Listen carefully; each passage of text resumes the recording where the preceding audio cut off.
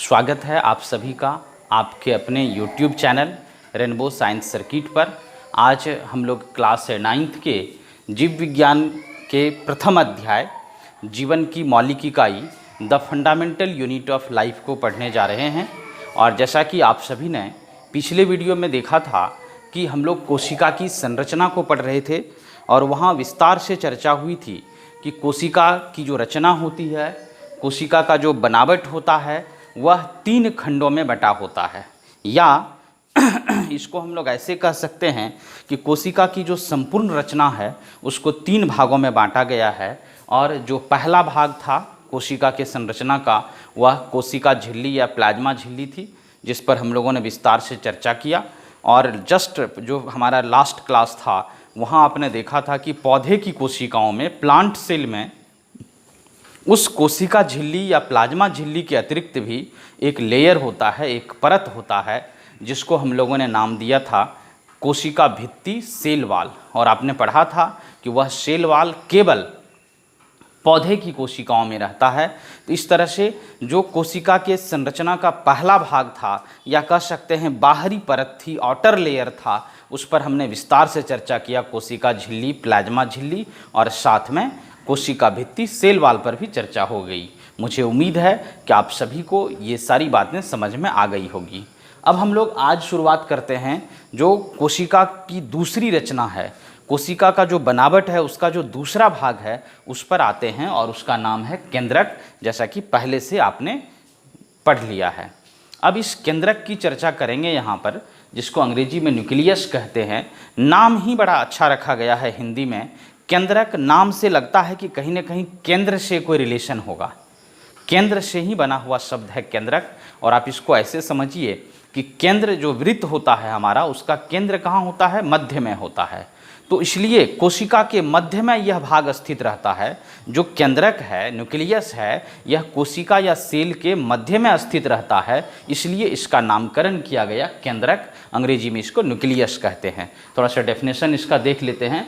कोशिका के मध्य में एक गहरे रंग की गोलाकार या अंडाकार रचना होती है, जिसे केंद्रक कहते हैं, न्यूक्लियस कहते हैं। अब देखिए, क्लियर है कि कोशिका के मध्य में गहरे रंग की, मतलब और सभी जो रचनाएं रहती वो हल्के रंग की रहती है, और उसके तुलना में जो केंद्रक होता है, न्यूक्लियस होता है, यह गहरे रंग की रचना होती है, डेंस होता है, घना होता है, सघन होता है।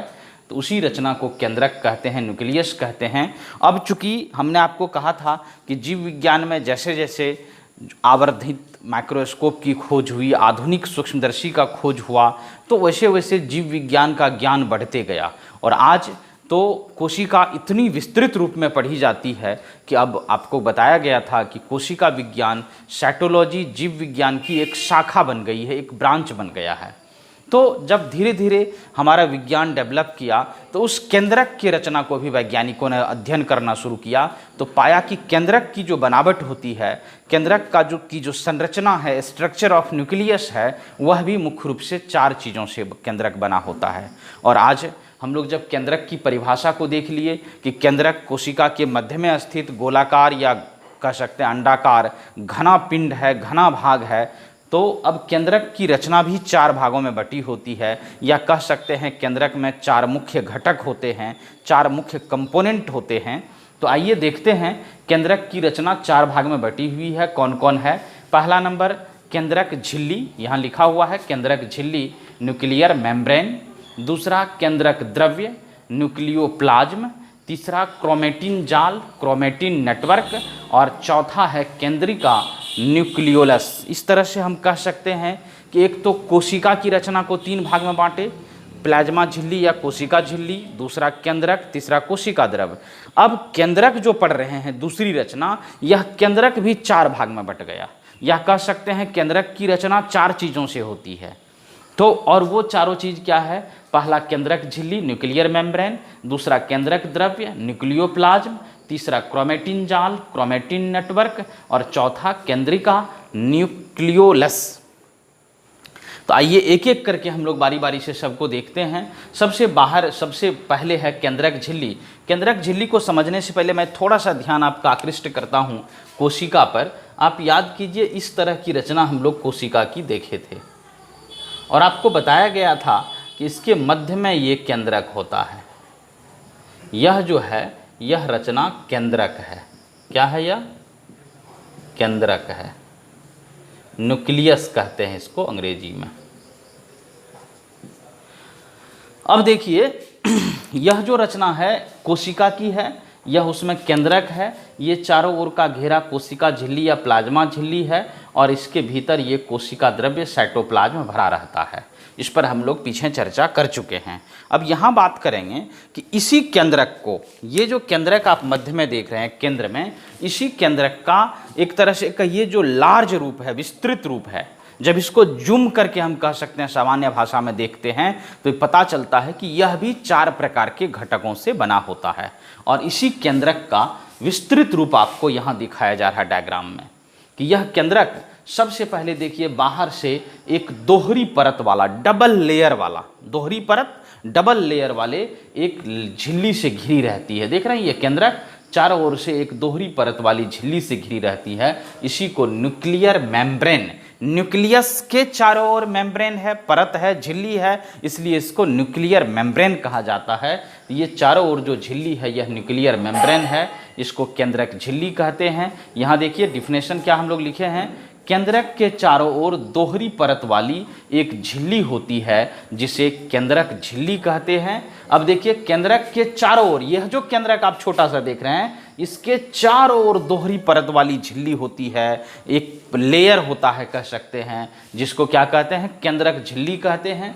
अब स्वाभाविक है कि इस केंद्रक के चारों ओर जो झिल्ली होगी तो यह झिल्ली क्या करेगा, इस कोशिका द्रव्य को, इस केंद्रक द्रव्य, इसके अंदर भी द्रव है केंद्रक द्रव, दोनों को बांट के रखेगा, दोनों को सेपरेट करेगा, अलग अलग करेगा, यह तो काम होगा ही। और इसका काम देखिए, यह केंद्रक को कोशिका द्रव्य से अलग करता है।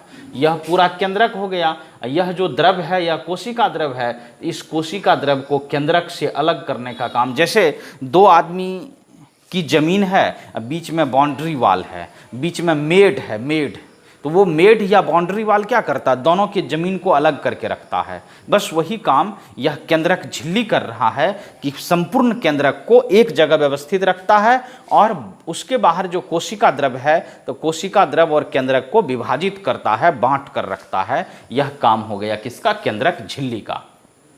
फिर देखिए इस झिल्ली में मतलब यह जो केंद्रक झिल्ली है इसके बारे में चर्चा कर रहे हैं। इस झिल्ली में छोटे छोटे छिद्र होते हैं, इन छिद्रों के द्वारा पदार्थों का आदान प्रदान होता है। अब आप यहाँ देख पा रहे होंगे ये जो केंद्रक झिल्ली है इसमें देखिए छोटे छोटे छिद्र हैं। यह जो छिद्र है इन छिद्रों के द्वारा, मतलब ये जो चारों तरफ से यहाँ लेयर है इसी में छोटा छोटा छिद्र है और इस छिद्र के द्वारा कभी केंद्रक के अंदर से पदार्थ निकलकर इस कोशिका द्रव्य में जाता है या फिर कोशिका द्रव्य में से पदार्थ निकलकर इस केंद्रक के भीतर जाता है। इस छिद्र के द्वारा पदार्थ का आदान प्रदान, ये तो केंद्रक हो गया, तो केंद्रक के भीतर से पदार्थ निकलेगा तो इस कोशिका द्रव्य में आएगा, या कोशिका द्रव्य से पदार्थ कहाँ जाएगा, केंद्रक के भीतर जाएगा। तो यह जो छिद्र है केंद्रक झिल्ली में जो छिद्र है उसके द्वारा हम लोग कह सकते हैं कि पदार्थों का आदान प्रदान होता है, एक्सचेंज होता है। कुछ आवश्यक पदार्थ कोशिका द्रव्य से केंद्रक में आता है और कुछ अनावश्यक पदार्थ जिसकी ज़रूरत नहीं है या ज़रूरत वाला ही पदार्थ है जिसकी ज़रूरत कोशिका द्रव्य में होता है तो वह केंद्रक में से निकल करके कोशिका द्रव्य में चली जाती है। तो इस तरह से हम लोग कह सकते हैं केंद्रक के चारों ओर दोहरी परत वाली एक झिल्ली होती है जिसे केंद्रक झिल्ली कहते हैं। यह केंद्रक को कोशिका द्रव्य से अलग करती है। इस झिल्ली में छोटे छोटे छिद्र होते हैं, इन छिद्रों के द्वारा पदार्थों का आदान प्रदान होता है। ये जो छिद्र है इसी के द्वारा पदार्थ का आदान प्रदान होता है और ये चारों ओर की जो दोहरी झिल्ली है इसको न्यूक्लियर मेम्ब्रेन कहा जाता है। क्लियर हो गया। अब आते हैं दूसरे नंबर पर। दूसरा नंबर है केंद्रक द्रव्य, न्यूक्लियोप्लाज्म। अब केंद्रक द्रव्य क्या होता है, यह जो आप केंद्रक देख रहे हैं तो इस केंद्रक के भीतर एक प्रकार का तरल पदार्थ भरा रहता है, तरल बहने वाला पदार्थ। वैसे यह अर्ध तरल कह सकते हैं इसको, ये अर्ध तरल पदार्थ इसके भीतर भरा रहता है और इसके भीतर जो तरल पदार्थ भरा रहता है उसी तरल पदार्थ को हम लोग कहते हैं कण के रूप में वो रहता है, उस तरल पदार्थ को कहते हैं क्या, केंद्रक द्रव्य। देखिए क्या लिखा गया है, केंद्रक के भीतर एक प्रकार का पारदर्शी दानेदार अर्ध तरल पदार्थ, पारदर्शी दानेदार अर्ध तरल पदार्थ भरा रहता है, जिसे हम लोग क्या कहते हैं, केंद्रक द्रव्य कहते हैं। अब देखिए पारदर्शी, जब उस पदार्थ को, केंद्रक के भीतर जो तरल पदार्थ है, जब उसको देखा गया माइक्रोस्कोप से तो पता चला कि वह ट्रांसपेरेंट है, उसके आर पार हम लोग देख सकते हैं। पारदर्शी का यही मतलब है, जिस पदार्थ, जिस वस्तु के आर पार आसानी से हम देख सकते हैं, प्रकाश की किरण गमन कर सकती है, उसे ही कहा जाता है पारदर्शी या ट्रांसपेरेंट। तो जो केंद्रक द्रव्य होता है वह केंद्रक के भीतर एक प्रकार का पारदर्शी दानेदार अर्ध तरल पदार्थ रहता है, जिसे केंद्रक द्रव्य कहते हैं। इस द्रव्य के भीतर कई प्रकार के कण एवं जाल होते हैं। अभी जाल पर भी मैं चर्चा कर रहा हूँ। जाल का मतलब ये, इस तरह से जाल के समान रचना रहती है। जाल मतलब यह कोई निश्चित नहीं है, जितना भी उलझी हुई रचना है आप उलझा सकते हैं इसको बनाते समय। इस तरह से जाल के समान रचना रहती है। तो इसके अंदर क्या होता है, कई प्रकार के कण भी हैं और जाल भी है। यह द्रव्य कोशिका विभाजन, सेल डिवीजन में महत्वपूर्ण भूमिका निभाता है। कौन द्रव्य? इसके भीतर जो केंद्रक द्रव्य है, यह द्रव्य क्या करता है, इसके भीतर जो ये आप देख रहे हैं डॉट डॉट, तो जो तरल पदार्थ है इसी को कहते हैं न्यूक्लियोप्लाज्म। न्यूक्लियोप्लाज्म केंद्रक द्रव्य कहा जाता है अंग्रेजी में, हिंदी में, अंग्रेजी में न्यूक्लियोप्लाज्म कहते हैं। अब देखिए क्या लिखा गया है फिर इसके बारे में, कि केंद्रक के भीतर एक प्रकार का पारदर्शी दानेदार अर्ध तरल पदार्थ रहता है, जिसे केंद्रक द्रव्य कहते हैं। इस द्रव्य के भीतर कई प्रकार के कण एवं जाल होते हैं। यह द्रव्य कोशिका विभाजन में महत्वपूर्ण भूमिका निभाता है। जो द्रव्य है इसके भीतर, वह कोशिका विभाजन में महत्वपूर्ण भूमिका निभाता है, महत्वपूर्ण रोल कंप्लीट करता है। अब आप कहेंगे कि ये कोशिका विभाजन क्या है, सेल डिवीजन क्या है। कोशिका तो समझ रहे हैं, ये हमारे जीवन की मौलिक इकाई है, सभी सजीवों के जीवन की मौलिक इकाई है कोशिका। अब विभाजन, विभाजन याद कीजिए, जो आपने सेल थ्योरी पढ़ा था शुरुआती दिनों में, शुरुआती क्लास में, तो वहाँ देखा था कि कहा गया था कि पूर्व के कोशिकाओं से ही नई कोशिकाओं का निर्माण होता है। मतलब पहले से धरती पर, पहले से इस पर्यावरण में जो कोशिका मौजूद है उसी से नई नई कोशिकाएं बनती है। तो आखिर पहले के कोशिकाओं से नई कोशिका कैसे बन जाती है, तो ये जो पुरानी कोशिकाएं होती है उसमें से कुछ कोशिकाएं विभाजित होती है, बंट जाती है, और बंटने के बाद उसी से नए कोशिकाओं का निर्माण होता है। आप याद कीजिए, आपने आम खाया, वृक्ष में से आम टूटा, उस आम को आपने खाया, जो खाने वाला भाग था खा लिया, जो फेंकने वाला भाग था गुठली, उसको आप बीज, सीड, उसको आपने फेंक दिया। अब उस सीड के भीतर भी कोशिकाएं हैं, वो विभाजित होकर के फिर से नए जीव का निर्माण कर लेता है। तो पूर्व के कोशिका से जितने भी आम के वृक्ष आज आप देख पा रहे होंगे, तो कहीं न कहीं वह किसी आम के वृक्ष से ही प्राप्त हुआ होगा।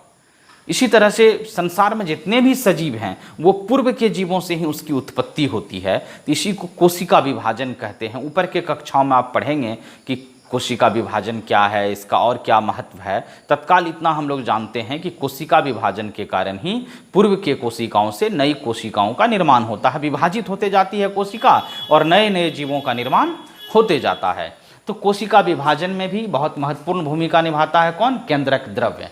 और साथ में हम लोग पढ़े हैं क्या कि यह अर्ध तरल पदार्थ होता है। अर्ध तरल मतलब पूरा पूरा तरल नहीं रहता है, पारदर्शी रहता है। दानेदार मतलब छोटे छोटे कण होते हैं उसमें, और अर्ध तरल होता है तथा कोशिका विभाजन में महत्वपूर्ण भूमिका निभाता है। तीसरे नंबर पर आइए, तीसरा है क्रोमेटिन जाल। तीसरा क्या है? क्रोमेटिन जाल। अब ये क्रोमेटिन जाल क्या है, जिसको अंग्रेजी में हम लोग क्रोमेटिन नेटवर्क कहते हैं। ये अभी जो हमने जाल की तरह रचना बनाया, इसको देखिए, यही है क्रोमेटिन नेटवर्क। नेटवर्क मतलब जाल हो गया कि संपूर्ण केंद्रक के भीतर महीन, एकदम पतले महीन धागे के समान उलझी हुई रचना रहती है, पतले पतले धागे के समान, उलझी मतलब उझराया हुआ, उलझी हुई रचना रहती है, उसी महीन धागे के समान उलझी हुई रचना को क्या कहते हैं? क्रोमेटिन नेटवर्क कहते हैं, क्रोमेटिन जाल कहते हैं। लिखा गया केंद्रक के भीतर महीन धागे के समान उलझी हुई रचना पाई जाती है, जिसे क्रोमेटिन जाल कहते हैं। कोशिका विभाजन के समय, अब देखिए जब कोशिका विभाजन का समय आता है, आप कहेंगे कब होता है उसका समय? तो जब कोशिका परिपक्व हो जाती है, मैच्योर हो जाती है, एक तरह से कह सकते हैं कि वो नए जीव उत्पन्न करने के लायक हो जाती है, तब उस कोशिका विभाजन के समय यह छोटे छोटे टुकड़ों में विभाजित हो जाता है। कौन? तो जो क्रोमेटिन जाल होता है वह छोटे छोटे टुकड़ों में विभाजित हो जाता है, जिसे गुणसूत्र क्रोमोसोम कहते हैं। अब देखिए जो यह जाल की तरह उलझी हुई रचना आपको पतली पतली लाइन दिख रही है, यही है क्रोमेटिन जाल। यह क्रोमेटिन जाल कोशिका के भीतर केंद्रक में स्थित है। जब यह परिपक्व हो जाता है, कोशिका विभाजन करने के योग्य हो जाता है, तो यह टूट करके छोटे छोटे टुकड़े का निर्माण करता है, और उस टुकड़े को, जो छोटे छोटे टुकड़े होते हैं, उस टुकड़े को कहा जाता है गुणसूत्र। गुण मतलब समझ रहे हैं, गुण, और सूत्र, सूत्र का मतलब होता है, सूत्र मतलब धागा, क्योंकि वो धागे के समान छोटी छोटी रचना रहती है, इसलिए उसको गुणसूत्र कहा जाता है, क्रोमोसोम कहा जाता है। तो याद रखिएगा कि जो क्रोमेटिन जाल है, जो क्रोमेटिन नेटवर्क है, यह कोशिका विभाजन के समय टूट करके छोटे छोटे धागे में बदल जाता है, और उसी छोटे छोटे धागे के समान जो रचना होती है उसको गुणसूत्र या क्रोमोसोम कहा जाता है।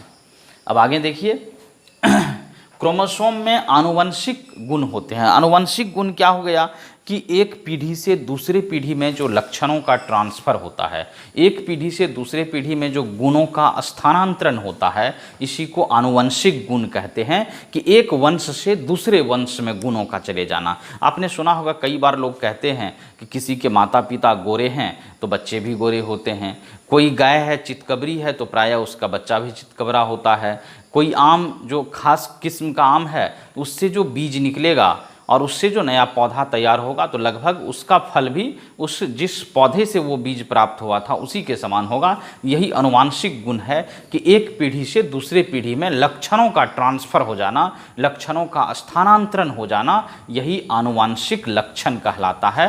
तो यह आनुवांशिक लिखे हैं कि आनुवांशिक गुण होते हैं, यह डीएनए तथा प्रोटीन से बने होते हैं। अब देखिए यह जो गुणसूत्र है, जो क्रोमोसोम है, इसका निर्माण किस चीज़ से होगा? डीएनए से होगा। आपने नाम तो बहुत पहले सुन रखा होगा डीएनए का। अब बात उठती है कि ये डीएनए है क्या? दरअसल डीएनए, जैसे प्रोटीन का नाम सुना होगा, कई तरह के खाद्य पदार्थ, दूध में, तेल में भी कुछ मात्रा में, और इस तरह से हरी साग सब्जियों में, दाल में, सोयाबीन में, इन सभी चीज़ों में प्रोटीन की मात्रा रहती है। तो उसी जिस तरह से प्रोटीन एक तरह का केमिकल है, रासायनिक पदार्थ है, ठीक उसी तरह से जो यह डीएनए है, यह भी एक तरह का केमिकल है, यह भी एक प्रकार का रासायनिक पदार्थ है। और इसका पूरा नाम होता है, यहाँ लिख दिया गया है, डी से हो गया डीऑक्सीराइबो, डीऑक्सीराइबो, एन से हो गया न्यूक्लिक, और ए से हो गया एसिड। तो डीऑक्सीराइबो न्यूक्लिक एसिड डीएनए हो गया, तथा प्रोटीन से बने होते हैं कौन? तो याद रखिएगा क्रोमोसोम जो होगा, जो गुणसूत्र होगा, उसका निर्माण डीएनए और प्रोटीन से होता है। ध्यान रखिएगा, डीएनए में कोशिका निर्माण एवं संगठन की सभी सूचनाएं होती है। अब डीएनए कितना महत्वपूर्ण केमिकल है, कितना महत्वपूर्ण रासायनिक पदार्थ है, जो हमारी कोशिकाओं के केंद्रक में स्थित है। इसमें कोशिका के निर्माण के लिए सभी सूचनाएं हैं, सभी गुण हैं, कि एक नई कोशिका को बनाने के लिए किस किस चीज़ की आवश्यकता होती है। सोचिए, डीएनए में वो सभी गुण मौजूद रहते हैं।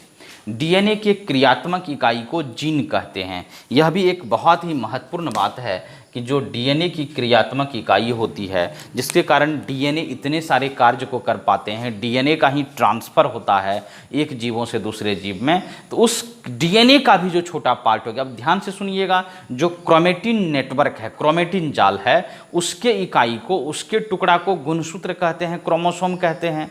अब ये गुणसूत्र या क्रोमोसोम भी प्रोटीन और डीएनए नाम के केमिकल से बना होता है। तो डीएनए एक केमिकल है। अब उस केमिकल में जो इकाई है, उसका जो टुकड़ा है, उसको जीन कहा जाता है।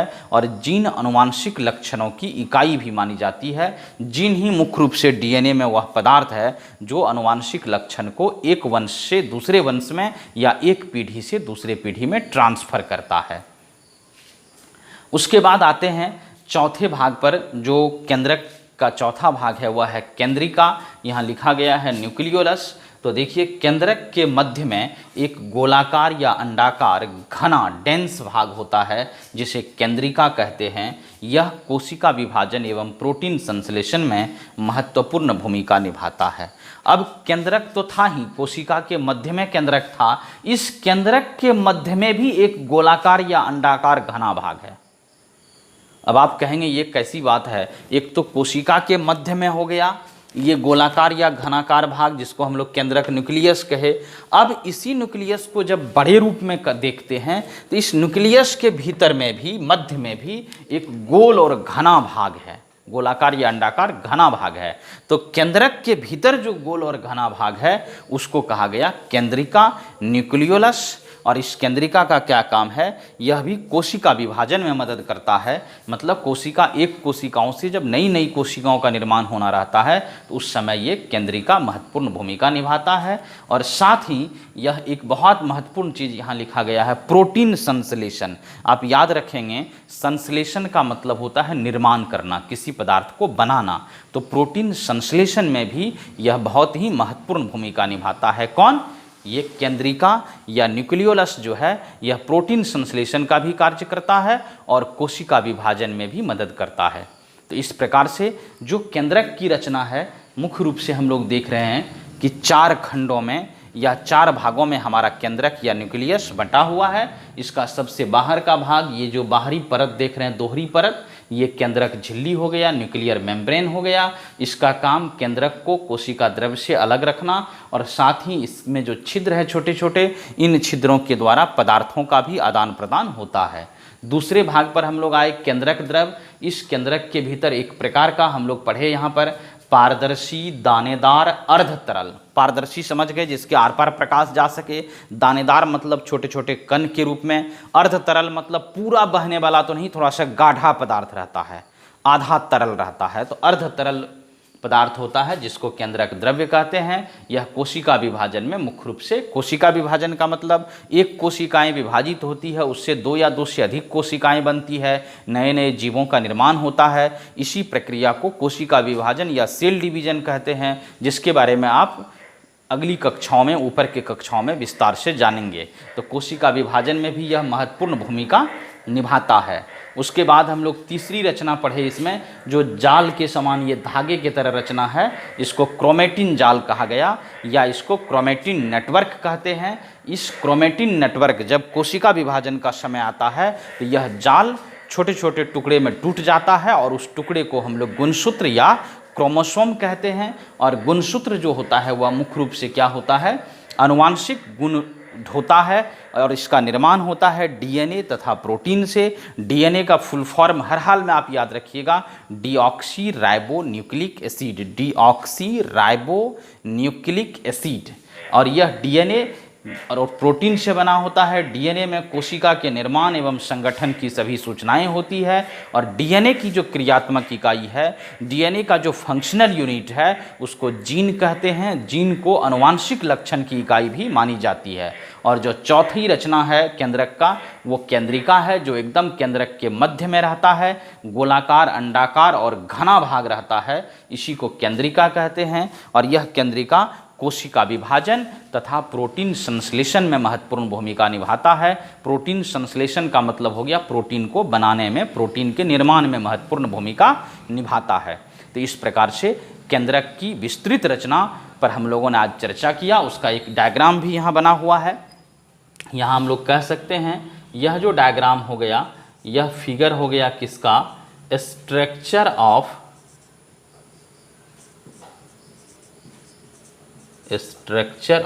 न्यूक्लियस। ये न्यूक्लियस की रचना हो गई, न्यूक्लियस की संरचना हो गई, केंद्रक की संरचना हो गई। तो मुझे उम्मीद है कि आज जो आपने केंद्रक के बारे में पढ़ा, जाना, ये सारी चीज़ आपको समझ में आ गई होगी। आप घर में बैठ करके अधिक से अधिक इन सभी बातों को डायग्राम देख करके पढ़ेंगे तो उम्मीद है कि आपको सभी बातें आसानी से समझ में आ जाएगी। यदि आप सबों को वीडियो पसंद आई होगी तो कृपया वीडियो को लाइक कीजिएगा, अपने दोस्तों के बीच शेयर भी कीजिए वीडियो को, चैनल के बारे में भी उन्हें बताइए। यहाँ कंप्लीट साइंस की पढ़ाई सिस्टमेटिक ढंग से हो रही है। थोड़ा सा स्लो हमारा क्लास चल रहा है, कई प्रॉब्लम्स आ जाते हैं, मौसम ख़राब रहने का, कुछ टेक्निकल प्रॉब्लम, लेकिन हम आपके बीच बने रहेंगे। थोड़ा थोड़ा गैप दे करके ही सही, लेकिन क्लास आपका होता रहेगा। आप लोग कंप्लीट वीडियो को देखिए। 9th क्लास वाले से ये शिकायत हमारा हमेशा रहता है कि वो वीडियो को शुरू से अंत तक नहीं देखता है, जिसके कारण बहुत लोग फ़ोन करके कहते हैं कि सर समझने में कठिनाई होती है। आप यकीन मानिए वीडियो को कंप्लीट शुरू से अंत तक देखिए, एक बार में नहीं तो 2 बार में देखिए। क्या दिक्कत, आप अपने घर में सिनेमा या कोई मनोरंजन वाला कोई वीडियो होगा तो उसको तो कई बार आपने देखा होगा। कई बार कहते हैं लोग कि एक सिनेमा को हमने 7 बार देखा, 5 बार देखा, तो उस सिनेमा का हर एक पार्ट आपको याद हो जाता है। इस वीडियो को कम से कम एक बार भी तो देखना फर्ज बनता है आपका। और उसके बाद अगर बात समझ में नहीं आवे तो आप हमें सीधे फ़ोन करके भी अपनी समस्याएं पूछ सकते हैं, रख सकते हैं, या कमेंट बॉक्स में भी आप कमेंट करके अपनी समस्याएं हमें पूछ सकते हैं। तो उम्मीद है कि आज का क्लास आपको समझ में आ गया होगा। आप सभी लोग घर में रह करके खूब अच्छे ढंग से पढ़िए, यही हम कामना करते हैं। तो और ख़ास करके वैसे लोग जो चैनल पर लेट से जुड़े हैं, अभी तक चैनल को सब्सक्राइब नहीं किए हैं, तो उनसे भी मेरा निवेदन है कि आप चैनल को सब्सक्राइब कर लें और बेल आइकन को भी प्रेस कर दें, ताकि जैसे ही हमारा वीडियो अपलोड होगा आप तक तुरंत सूचना पहुंच जाएगी और आप समय पर वीडियो देख करके अधिक से अधिक लाभ प्राप्त कर पाएंगे। तो इसी उम्मीद के साथ आज का क्लास समाप्त करते हैं। फिर मिलेंगे अगले क्लास में, जो कोशिका की संरचना का तीसरा भाग है उस पर चर्चा करेंगे। उससे पहले थोड़ा सा केंद्रक के बारे में और कुछ बातें बच गई है, वहाँ भी हम चर्चा करेंगे आपसे। तब तक के लिए आपसे विदा लेते हैं। धन्यवाद। जय हिंद।